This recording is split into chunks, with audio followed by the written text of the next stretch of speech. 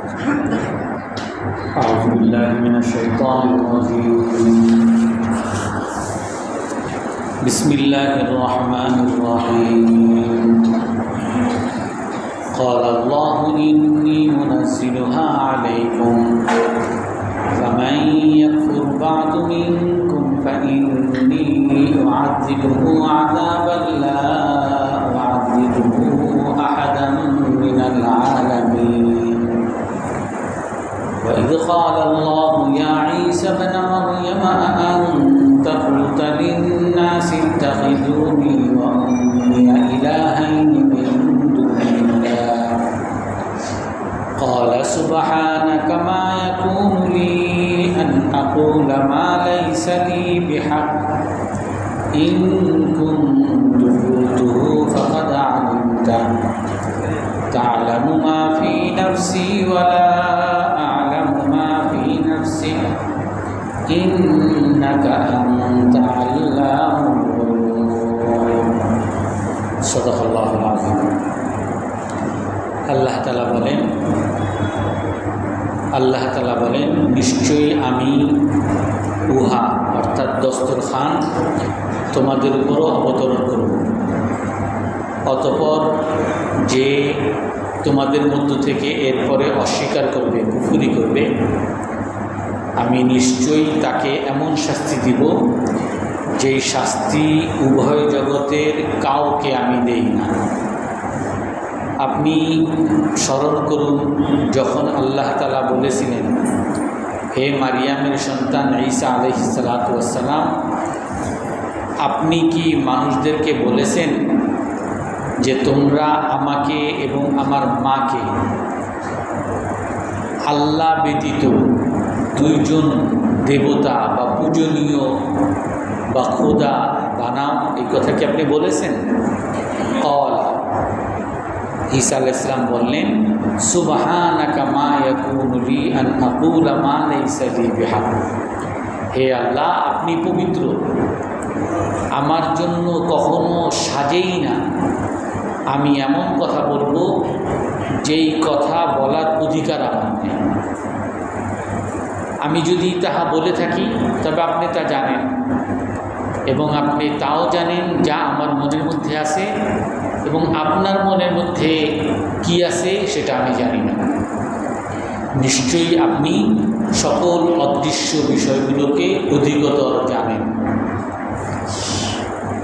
তো প্রথম আয়াত সম্পর্কে আমরা গত সপ্তাহে আল্লাহর পক্ষ থেকে ঈসা আলাইহিস সালামের এবং ঈসা আলাইহিস সালামের জাতির কাছে খাবার দাবারের দস্তরখান, খাবার সহ দস্তরখান আল্লাহ তাআলা অলৌকিকভাবে পাঠিয়েছিলেন। এর বিস্তারিত ঘটনা আমরা গত সপ্তাহে বলেছি। তো এখান থেকে তাফসিরের কিতাবগুলোতে, তাফসিরে কুরতুবী, তাফসির ইবনে কাসির এবং তাফসিরে নাবলসি এবং সমস্ত কিতাবের মধ্যে কয়েকটা বিষয় আসছে। এক নম্বর বিষয় হলো একটা মৌলিক বিষয়ের কথা আল্লাহ তাআলা বলেন যে আমি এই দস্তরখান, খাবারের দস্তরখান অবতরণ করব আগে দোয়া করার পরে। তবে এই অবতরণ করার পরে যদি কেউ অস্বীকার করে তাহলে আমি এমন শাস্তি দিব যে শাস্তি আমি কখনো কাউকে দেই না। এবং গত সপ্তাহে আমি এটাও বলেছি, রাসূল সাল্লাল্লাহু আলাইহি সাল্লামের একটা হাদিসের মধ্যে বলেন যে 3 ব্যক্তিকে আল্লাহ তাআলা সবচেয়ে বেশি, সকল মানুষের মধ্যে বেশি শাস্তি প্রদান যাকে করেন তারা 3 ধরনের ব্যক্তি। এক ধরনের ব্যক্তি হলো এমন যারা আল্লাহর কাছ থেকে আবদার করার পরে, অলৌকিক ঘটনা নেওয়ার পরে অস্বীকার করে। আর দ্বিতীয় আরেক ব্যক্তি হলো মুনাফিক, ইন্নাল মুনাফিকিনা ফি দারকিল আসফালি মিনান নার, যে বাহ্যিকভাবে আল্লাহকে স্বীকার করা প্রকাশ করে, রসুলকে মানে প্রকাশ করে, কিন্তু ভিতরে আসলে কুটিল, সে ষড়যন্ত্রকারী, সে সাদামণি বিশ্বাস করে না, সাদামণি মুসলমান না। এই মুনাফিকের সবচেয়ে বেশি শাস্তি দেবেন। আর এক ব্যক্তি হলো ফেরাউনের পরিবার, আদখিলু আলা ফিরআউনা আশাদ্দাল আযাব। ফেরাউনের পরিবার বলতে যে যারা জালিম, যারা জুলুম করে, বিশেষ করে যারা দ্বীনের জন্য জুলুম করে, দ্বীন মানা, আল্লাহকে মানা, রাসূলকে মানা, ইসলামের প্রতীকগুলোকে সম্মান করা, মসজিদ, মাদ্রাসা, মুসলমান, কোরবানি, আল্লাহর জন্য পশু জবাই, এইগুলো করতে গিয়ে যারা জুলুম করে, যেমন এখন ইন্ডিয়ায় শুধু মুসলমান হওয়া এটাই দোষ, এই কারণে তাদেরকে নাগরিকত্ব বাতিল করে বাংলাদেশে ঢুকিয়ে দিচ্ছে 1 কোটি মানুষ প্রায়। এমনিভাবে সেখানে ওখানকার মন্ত্রীরা সরাসরি ঘোষণা দেয় যে তোমাদের যদি এতই নামাজ পড়তে হয় তাহলে পাকিস্তান, বাংলাদেশে চলে যাও, মুসলমানদের আমাদের এই দেশে থাকতে পারবে না। অর্থাৎ ইসলামের জন্য, আল্লাহকে মানার জন্য যারা জুলুম করে এদেরকে আল্লাহ তাআলা কঠিন শাস্তি দেন। তো এই আয়াতের মধ্যে আল্লাহ তাআলা একটা মৌলিক ওই 3 ব্যক্তির মধ্যে এক ব্যক্তিকে বলেন যে আমি এই আসমান থেকে দস্তখান অবতরণ করব, কিন্তু এরপরেও যদি কেউ অস্বীকার করে তাহলে আমি কঠিন শাস্তি দেব। তো যার কারণে ঈসা আলাইহিস সালামও তার জাতিকে বলেছিলেন যে তোমরা এই দস্তখান চাইও না, কারণ তোমাদের আগে সামুদ জাতি তাদের নবী সালেহ আলাইহিস সালামের কাছে এরকম আল্লাহর কাছে অলৌকিক একটা উট চাইছে, কিন্তু সালেহ আলাইহিস সালাম তাদেরকে সতর্ক করছিলেন যে দেখো আমি আল্লাহর পক্ষ থেকে অলৌকিক উট আনব, কিন্তু তোমরা তাকে আল্লাহর পক্ষ থেকে অলৌকিক নিয়ামত, অলৌকিক নিশানা, অলৌকিক আলামত এইভাবে তাকে সম্মান করবে। যদি এর ব্যতিক্রম করো তাহলে আল্লাহর কঠিন শাস্তি আসবে। সালেহ আলাইহিস সালামের জাতি, সামুদ জাতি, তারা সালেহ আলাইহিস সালামের কথা মানে নেই। আজকে যে নামাজের মধ্যে আয়াত করছি ওই আয়াতের মধ্যে আল্লাহ তাআলা বলেন কাযযাবাত সামুদ বিতওয়াহা, এই কওমে সামুদ তারা অস্বীকার করছে। কি অস্বীকার করছে? ইদিন বা'আথা আশকাহা, এদের মধ্যে একজন খারাপ লোক, সবচেয়ে নিকৃষ্ট লোক দাঁড়িয়ে গেছে। আর সে কি করছে? ইদিন বা'আথা আশকাহা ফাকালা লাহুম রাসূলুল্লাহি নাকাতাল্লাহি ওয়া সুকিয়াহা। তার রাসূল আল্লাহর পক্ষ থেকে রাসূল সাল্লাল্লাহু আলাইহি ওয়াসাল্লাম বলছেন যে তোমরা এই আল্লাহর পক্ষ থেকে যে উট নিয়ে আসছে একে সম্মান করো, সতর্ক থাকো এর ব্যাপারে, এই যে পানি খায় এই ব্যাপারে সতর্ক থাকো। কিন্তু সে কি করছে? ফাআকারুহা ফাসাওয়াহা, এই খারাপ লোকরা, সামুদ জাতির লোকরা, তারা নবীর উপরে, নবীর বিরোধিতা করে, নবীর কথা না শুনে তারা সেই আল্লাহর পক্ষ থেকে আসা উটকে জবাই করে দিয়েছে। আর জবাই করার কারণে ফাদামদামা আলাইহিম রাব্বুহুম বিদামবিহিম ফাসাওয়াহা, আল্লাহর পক্ষ থেকে এমন শাস্তি পাঠাইছেন তাদেরকে একেবারে মাটির সাথে মিশিয়ে দিয়েছেন, কঠিন শাস্তি। তো ঈসা আলাইহিস সালাম তার জাতিকে বলছিলেন যে দেখো তোমরা আল্লাহর পক্ষ থেকে অলৌকিক এরকম দস্তরখান চাইও না, কারণ তোমরা যদি ওই সামুদ জাতির মতো তারপরেও যদি আল্লাহর সাথে আল্লাহর অবাধ্যতা করো তাহলে কিন্তু কঠিন শাস্তিতে তোমরা লিপ্ত হয়ে যাবে। তো তারপরও তাদেরকে আল্লাহ তাআলা যখন দিয়েছেন, গত সপ্তাহে বলছি, দেওয়ার পরে 40 দিন তারা ঠিকমতো খাইছে। খাওয়ার পরে আল্লাহর পক্ষ থেকে আদেশ আসছে যে এখন শুধু গরিব মানুষের জন্য দস্তরখান, বড় লোকরা যাতে খাইতে না আসে। তো বড় লোকদেরকে যখন মানা করা হয়েছে তখনই তারা, ওই বড় লোকরা গরিবদের উপরে বিদ্বেষ, শুধু গরিবদের উপর বিদ্বেষ না, নবীর উপরও বিদ্বেষ, যে আপনি গরিবরেই শুধু খাওয়ার অনুমতি দিলেন, আমাদেরকে দিলেন না, নিশ্চয়ই আপনার কোনো তাদের কাছ থেকে ঘুষ নিছেন নাউজুবিল্লাহ, অথবা তাদের সাথে আপনার কোনো খাতির, স্বজাতি, স্বজনপ্রীতি কিছু একটা করছে, সন্দেহ করা শুরু করছে। আর যখন এরকম সন্দেহ, নবীর উপরে সন্দেহ, আল্লাহর অবাধ্যতা করার ক্ষেত্রে তারা যখন বিভ্রান্তি ছড়াইতেছে, মানুষের মধ্যে বলা বলি শুরু করছে, আল্লাহ তাআলা তাদের উপরে এমন শাস্তি দিয়েছেন যেটা চিরকালের জন্য মানুষের জন্য নিদর্শন শুরু হয়ে গেছে। যে আল্লাহ তাআলা তাদেরকে রাতের বেলা তাদের পরিবারে রয়েছে, সকালবেলা বানর শুকরে আল্লাহ তাআলা বলে রূপান্তরিত করে দিয়েছে। তো এই আয়াতের তাফসীরের মধ্যে, কোরআনে কারীমের মধ্যেও আল্লাহ তাআলা রাসূলুল্লাহ সাল্লাল্লাহু আলাইহি আলাইহি সাল্লামের কাছেও এইরকম কুরাইশরা আবদার করছে। কোরআনের মধ্যে আছে ওয়াকালু লান নুমিনা লাকা হাত্তা তাফজুরা লানা মিনাল আরদি ইয়ানবুআ। কুরাইশরা এসে বলছে যে হে আল্লাহর রাসূল, আপনাকে আমরা মানব না, মানতে পারি একটা শর্তে। কি? হাত্তা তাফজুরা লানা মিনাল আরদি ইয়ানবুআ। আমাদের এই মরুভূমি, মক্কায় মরুভূমি, কোনো পানির ব্যবস্থা নাই, আপনি এইখানে নদীর ব্যবস্থা করেন, নালার ব্যবস্থা করেন। আপনি যেহেতু আল্লাহর নবী, আপনি আল্লাহরে বলেন আল্লাহ যাতে এখানে নদী বানায় দেন, যদি পানির ব্যবস্থা নদী হয় তাহলে আপনারা মানবেন। শুধু এতটুকু না, আও ইয়াকুনা লাকা বাইতুন মিন যুখরুফ। আপনি একজন গরিব, আপনি নবী দাবি করছেন, কিন্তু আপনি থাকেন বস্তিতে। আপনি যদি আল্লাহর নবী হয়ে থাকেন তাহলে আল্লাহরে বলেন আল্লাহ যাতে আপনাকে একটা প্রাসাদ বানিয়ে দেন। আও ইয়াকুনা লাকা বাইতুন মিন যুখরুফিন আও তারকা ফিস সামা। অথবা আপনি যে আল্লাহর নবী, এটা আমাদেরকে বুঝতে হইলে আপনি সরাসরি আমাদের চোখের সামনে আপনি আল্লাহর আসমানে চলে যান, আসমানে উঠে যাবেন, আমাদেরকে দেখান যে আপনি আসমানে উঠতে পারেন, তাহলে আপনারা মানব। আও তারকা ফিস সামা ওয়ালা নুমিনা লিরুকিয়িকা হাত্তা তুনাজ্জিলা আলাইনা কিতাবান নাকরাউ। আপনি আমাদেরকে যে কোরআন আপনি পড়ায় শোনান, আপনি বলেন যে আল্লাহর পক্ষ থেকে আসছে, আল্লাহর পক্ষ থেকে আদেশ আসছে, আপনি যে বলেন আপনার এই কথা মানব না। মানতে পারি কি শর্তে? হাত্তা তুনাজ্জিলা আলাইনা কিতাবান নাকরাউ। আপনি ফেরেশতা আমাদের সামনে আনান, এই ফেরেশতা এই কোরআন আপনার সামনে পড়বে, আমরা দেখব, তখন আপনারা মানব। এমনিভাবে আরেক জায়গায় করছেন যে আপনাকে মানব, আমরা গরিব, আমরা খাইতে দিতে পারি না, আপনি এই সফা আর এই মারওয়া পাহাড় এগুলোর সঙ্গে রূপান্তরিত করে দেন, আমরা আমাদের অভাব দূর করেন, আমাদের সচ্ছলতা এনে দেন, তাহলে আপনারা মানব। এরকম অনেক আবদার করছে। তখন আল্লাহ তাআলার কাছে মুহাম্মদ সাল্লাল্লাহু আলাইহি ওয়াসাল্লাম দোয়া করছেন, হে আল্লাহ, আমার জাতি তো বলতেছে আমারে মানবে, কিন্তু এই শর্ত দিতেছে, আপনি একটু তাদেরকে এই কুদরত, আপনার যে ক্ষমতা, আপনি তো সবই পারেন, আপনি না নদী বানাইতে পারেন, আপনি প্রাসাদ বানাইতে পারেন, আপনি সফা পাহাড়কে স্বর্ণে রূপান্তরিত করতে পারেন, আপনি আমারে আকাশে উঠাইছেন, মেরাজে উঠাইছেন, একটু তাদেরকে দেখায় দেন যাতে তারা মানতে পারে।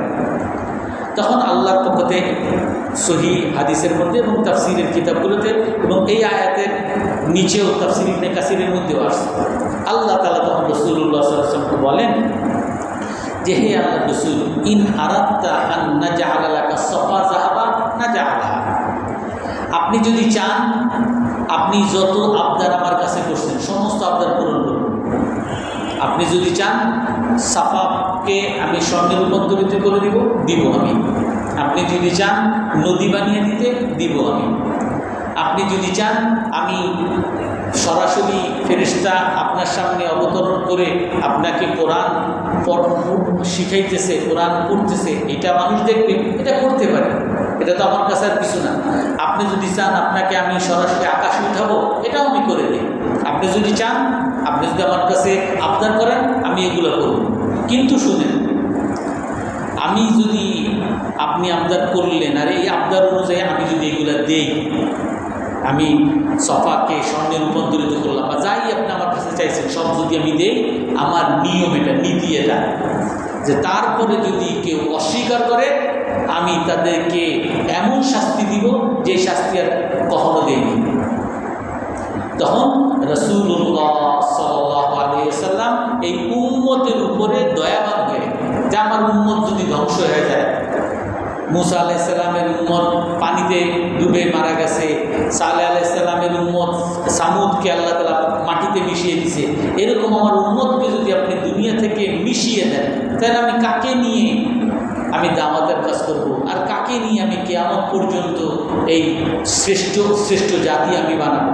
হে আল্লাহ, দরকার নেই। তো আল্লাহর কাছে এই আবদার, তারা যে আবদার করছে, এই আবদার পূরণ না করার জন্য আল্লাহর কাছে দোয়া করছে যে এই আবদার পূরণ করার দরকার নেই। কারণ এই আবদার যদি পূরণ করেন, আর তারপরে তো কিছু মানুষ আছে মানবে না, এখনও তো মানে না। কত মানুষ, কয়জন মানুষ রাসূল সাল্লাল্লাহু আলাইহি ওয়াসাল্লামকে মানে? অনেক মানুষই রাসূলকে মানে না। অনেক মানুষই এমনকি এতটা অবাক লাগে, বাংলাদেশের মুসলমান ইন্ডিয়ায় মুসলমানদেরকে এত নির্যাতন করে, এত নির্যাতন, মুসলমানদেরকে নামাজ পড়তে দেয় না, মুসলমানদের নাগরিকত্ব বাতিল করছে, আর মুসলমানদেরকে তো চাকরি বহুত আগের থেকেই দেয় না। 1% কমে নাকি মুসলমানদের চাকরি। এরা কোনো ডাক্তার, ইঞ্জিনিয়ার, এরা কোন সরকারি অফিসার, কোন সরকারি চাকরি কিছুই পায় না তারা। অথচ 20 কোটি, আমাদের চেয়ে বেশি মুসলমান ইন্ডিয়ায় আছে। এত কষ্ট দেওয়ার পরেও, এত নির্যাতিত হওয়ার পরেও কোনো মুসলমান তার দেশের বিরুদ্ধে, ইন্ডিয়ার বিরুদ্ধে কথা বলেন। আপনি যদি তাকে জিজ্ঞেস করেন, আমরা তো অনেক সময় গেছি যে ভাই আপনার দেশ কেমন অবস্থা, সে তো মুসলমানদের উপর না, আমার দেশ অনেক ভালো, আমার দেশে এই আছে, আমার দেশে এই আছে, আমরা মুসলমানরা এরকম। কখনো নিজের দেশের বিরুদ্ধে তারা কথা বলে না। আর দুঃখের বিষয়, আমাদের বাংলাদেশের মুসলমান, আমরা মুসলমান হয়ে আমরা বলি যে ইন্ডিয়া ভালো, আমরা মুসলমান হয়ে বলি রাম মন্দির বানানো দরকার, ওইখানে মসজিদ ঘুরায় দেয়, আর এখানে আপনি মন্দিরের মধ্যে আপনার রাম মূর্তি যা বানান না, বাইরেও বানানো ভালো। যদি হিন্দুদের জন্য আলাদা প্রবেশ করা ভালো। অর্থাৎ আমরা বাংলাদেশি মানুষ হয়েও মুসলমানরা আমরা বাংলাদেশের বিরুদ্ধে কথা বলি। অনেক মানুষ এমন পাওয়া যায় বাংলাদেশের বিরুদ্ধে কথা বলে। অর্থাৎ রাসূলুল্লাহ সাল্লাল্লাহু আলাইহি ওয়াসাল্লাম তার জাতির মধ্যে যখন দেখতে পারছেন যে কিছু মানুষ তো আছে রসুলকে মানবে না, এই জন্য আল্লাহ তাআলার কাছে রসুল আবদার করছেন যে হে আল্লাহ, দরকার নেই আমার এগুলো, আমার জাতি যেগুলো চাইছে এগুলো কোনো কিছুই দরকার নাই, কারণ এগুলো যদি দেন তারপরে তারা যদি অস্বীকার করে আপনি ধ্বংস করে দেবেন। আম্মার ইবনে ইয়াসির রাদিয়াল্লাহু আনহু একবার এক সাহাবী তাকে জিজ্ঞেস করেন যে হে আম্মার ইবনে ইয়াসির, হযরত ঈসা আলাইহিস সালামের উপরে কি দস্তরখান নাজিল হয়েছিল? তখন আমার এই হাদিসটাও তাফসীর ইবনে কাসিরে আসছে। আম্মার ইবনে ইয়াসির রাদিয়াল্লাহু আনহু বলেন যে হ্যাঁ, ঈসা আলাইহিস সালামের কাছে এবং ঈসা আলাইহিস সালামের সঙ্গীদের কাছে আল্লাহ তাআলা আকাশ থেকে খাবারের দস্তরখান আল্লাহ তাআলা অবতরণ করছে। তবে তোমরা শুনে রাখো, আল্লাহ তাআলা এই দস্তরখান অবতরণ করার পরেও আল্লাহ তাআলার সরাসরি নিয়ামত এবং ঈসা আলাইহিস সালামের মৃতকে জীবিত করা, ঈসা আলাইহিস সালাম অন্ধকে সুস্থ করে দেওয়া, এত অলৌকিক ঘটনা দেখার পরেও এই ঈসা আলাইহিস সালামের জাতির মধ্যে যখন এই আত্মসাৎ, আমরা গত সপ্তাহে বলেছিলাম এই খাবারের মধ্যে অনেকে খাবার লুকিয়ে ফেলছিল, অনেকে খাবার আত্মসাৎ করছে, এই খাবার নিয়ে অন্যদের সাথে দলাদলি, অন্যের সাথে দ্বন্দ্ব শুরু করছে।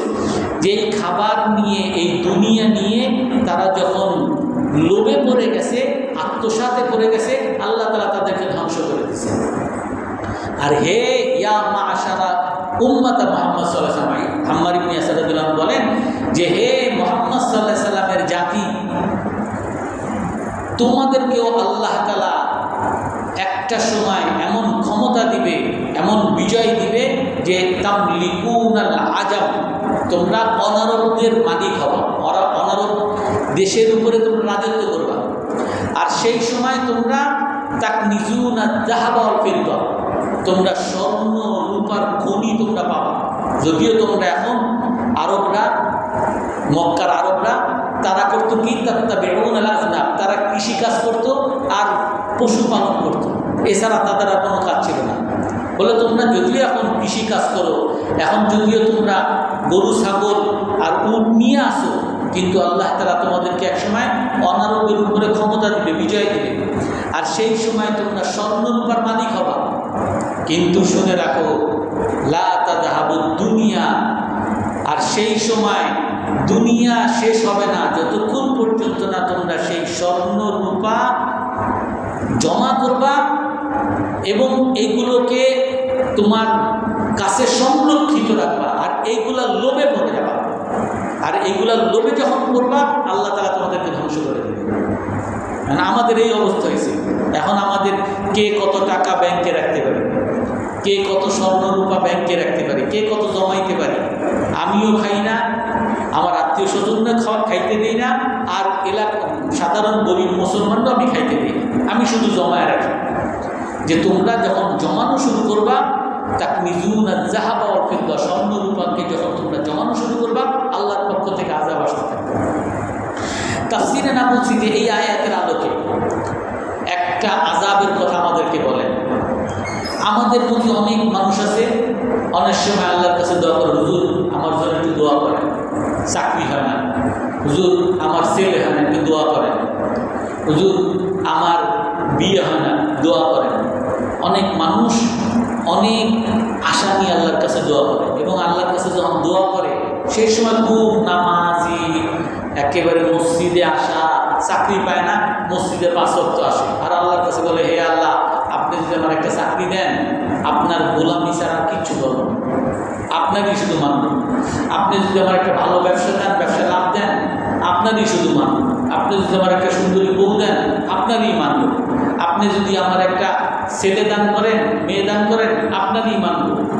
আল্লাহর কাছে এই দোয়া করে, তারপরে আল্লাহ তাআলা তার দোয়া কবুল করে, তার চাকরি দেয়, তার ব্যবসা দেয়, তার বউ দেয়, তার ছেলে দেয়, মেয়ে দেয়। দেওয়ার পরে চাকরি যখন পায় গেছে, তখন আল্লাহরে মসজিদে আসা তো দূরের কথা, তখন সে দুর্নীতি শুরু করে, ঘুষ খাওয়া শুরু করে, সে মানুষকে ঠকানো শুরু করে।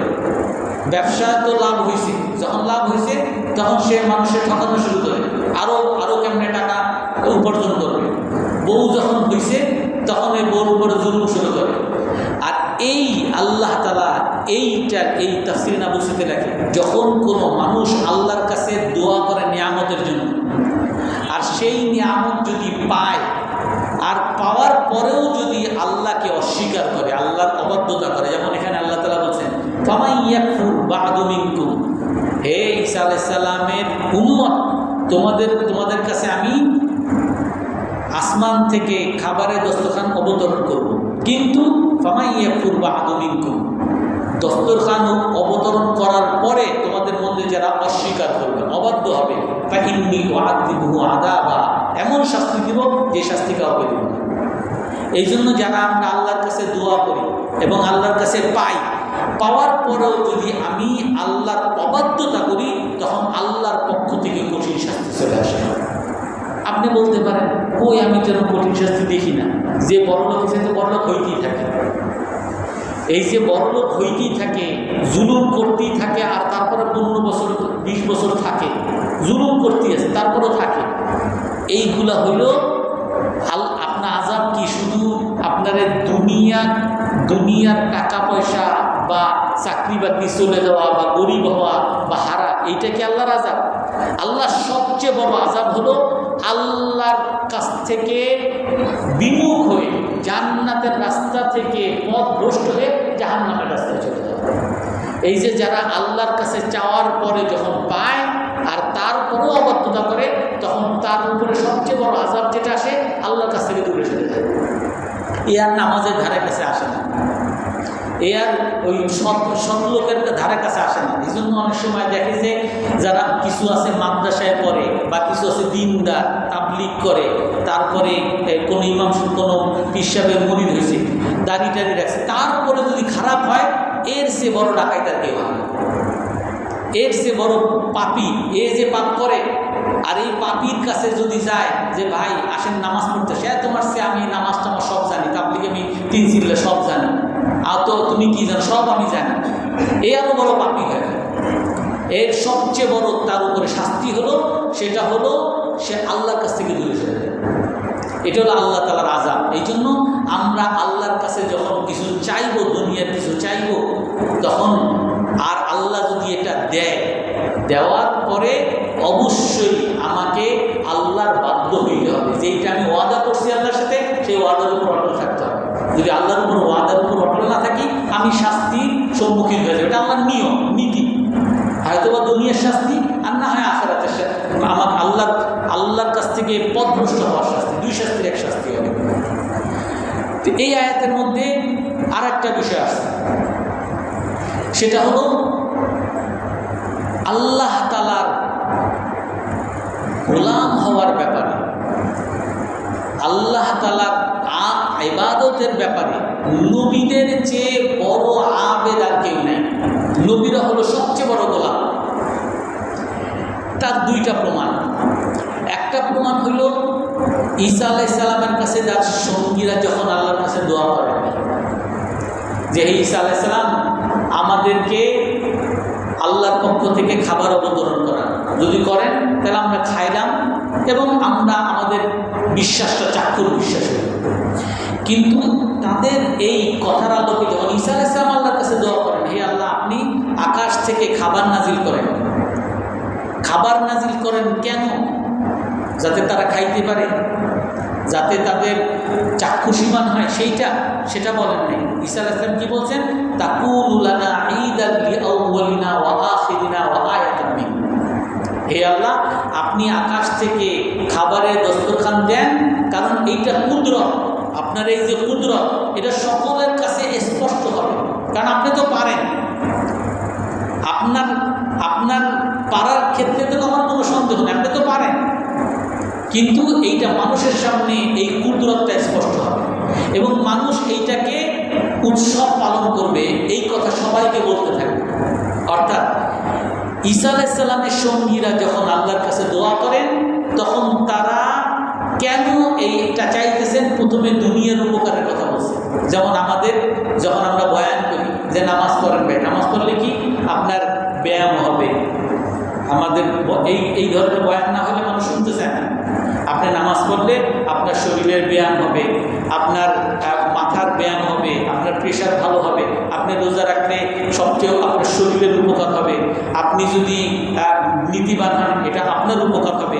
অর্থাৎ আমরা যখন আল্লাহর কথা বলি তখন আমরা দুনিয়ার লাভের কথা বলি। আপনি 5 ওয়াক্ত নামাজ পড়েন কেন? তাহলে আল্লাহ আপনার অভাব দূর করবে। দুনিয়ার লাভের কথা বলি। তো দুনিয়ার লাভের কথা শুনলে আমরা ওই কাজ করতেও আগ্রহী। নামাজ কেন বলবো? আল্লাহ তাআলা অভাব দূর করবে। নামাজ কেন বলবো? আল্লাহ তাআলা রিজিকে সচ্ছলতা দেবে। আমি কোরআন কেন বলবো? ঘরের মধ্যে আল্লাহ তাআলা বরকত দিবে, টাকা পয়সা দিবে। অর্থাৎ দুনিয়ার উপকার। দুনিয়ার উপকার এটা হলো গোলামের কাজ না। আমি দুনিয়ার উপকার, এটা দুনিয়াদারের কাজ। আর ঈসা আলাইহিস সালাম আল্লাহর নবী, উনি হলেন আল্লাহর গোলাম। উনি যখন আল্লাহর কাছে বলেন তখন হে আল্লাহ, আপনি এটা করেন, এই আপনার এই কুদরত এটা মানুষের সামনে প্রকাশ পাবে। অর্থাৎ আল্লাহর গোলাম সে তখন আল্লাহর কথার মধ্যে কোনো সন্দেহ করবে না। এই জন্য আমার দায়িত্ব কি যে আমি নামাজ পড়ব। কেন নামাজ পড়ব? আমি জান্নাত পাবো, আল্লাহ সন্তুষ্ট হবে। আমি পর্দা করব। দুনিয়ার কেউ পর্দা করে না। আমি দাড়ি রাখবো, দুনিয়ার কেউ দাড়ি রাখে না। সবাই খারাপ সিসি করে, সবাই হুজুর বলে, কাঠমোল্লা বলে। আমি রাখবো কেন? আল্লাহ খুশির জন্য। মানুষ আমারে যখন সিসি করবে, কাঠমোল্লা করবে, অপমান করবে, এটাই আমার আল্লাহর কাছে নৈকট্যের উপায় হবে। এ হলো গোলামের কাজ। গোলামের কাজ হলো যে দুনিয়ার আমার কোনো লাভের দরকার নেই, দুনিয়ার কোনো লাভের দিকে তার চোখ যাবে না। চোখ যাবে হলো সবসময় আখিরাতের দিকে। এখানে আরও কিছু বিষয় আছে, ইনশাআল্লাহ আমরা আগামী সপ্তাহে আবার কথা বলবো। আল্লাহ তাআলা আমাদেরকে আমল করার তৌফিক দান করেন। কারো কোনো প্রশ্ন আছে? আমার যদি একটা ফ্রেন্ড, সে হচ্ছে কোরআনকে বিশ্বাস করে ঠিকই, কিন্তু মানুষকে বিশ্বাস না করার জন্য সে হচ্ছে হাদিসকে মানতেছে, তার কি হতে যাবো যে হাদিস মানতে হবে, কোরআন মানতে হবে? মুসলমান যে হবে তাকে আল্লাহকেও মানতে হবে, রসুলকেও মানতে হবে। লা ইলাহা ইল্লাল্লাহ মুহাম্মাদুর রাসূলুল্লাহ। যদি মুহাম্মদ সাল্লাল্লাহু আলাইহি সাল্লামকে আমি না মানি, মুহাম্মদ সাল্লাল্লাহু আলাইহি সাল্লামের হাদিসকে না মানি, আমি তো মুসলমানই হইলাম না। আল্লাহ তাআলা কোরআনের মধ্যে স্পষ্টই বলছেন, আমা আতাকুমুর রাসূলু ফাখুযুহু। রাসূল তোমাদেরকে যা দেয় এটা তোমরা আঁকড়ে ধরো, যেটা থেকে নিষেধ করে এটা থেকে বিরত থাকো। আর রসুলের হাদিস ছাড়া কোনো ইসলামের কোনো কাজ করা এটা সম্ভব না। 5 ওয়াক্ত নামাজ কোরআনের মধ্যে আসছে শুধু যে তোমরা আকিমুস সালাহ, নামাজ প্রতিষ্ঠা করো। কয় ওয়াক্ত নামাজ কোরআনে আছে? নামাজ কেমনে পড়বো কোরআনে আছে? নামাজ পড়ার জন্য যে ওযু করা লাগবে কোরআনে আছে? কিছুই এগুলা কোরআনে নেই। কয় ওয়াক্ত নামাজ, কয় রাকাত নামাজ, কিভাবে নামাজ পড়বো, কিছুই নেই। আমি যদি হাদিস না মানি, আমি তো কোরআনই মানতে পারবো। কোরআন মানার জন্যই তো হাদিস লাগবে। আর হাদিস যদি কেউ না মানে, হাদিসকে যদি কেউ খাটো করার চেষ্টা করে, সে তো মুসলমানই হবে না। মুসলমান হওয়ার জন্য লা ইলাহা ইল্লাল্লাহ মুহাম্মাদুর রাসূলুল্লাহ। সুবহানাল্লাহ ওয়া বিহামদিহি আশহাদু আল্লা ইলাহা ইল্লা আনতা